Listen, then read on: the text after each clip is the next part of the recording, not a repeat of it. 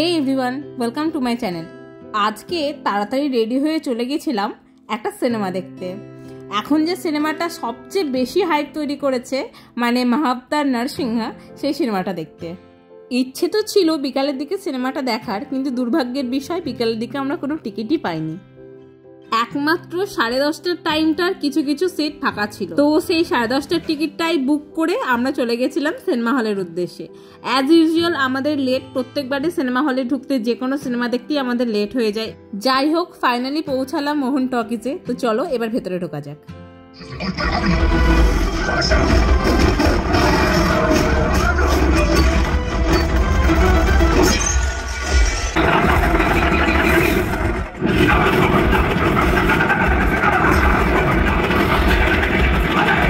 তো ফাইনালি সিনেমাটা দেখা হলো, এবার আমরা বেরিয়ে পড়ছি। আর সিনেমাটা সত্যি খুব ভালো, তোমরা যারা যারা দেখোনি একবার দেখে আসতে পারো।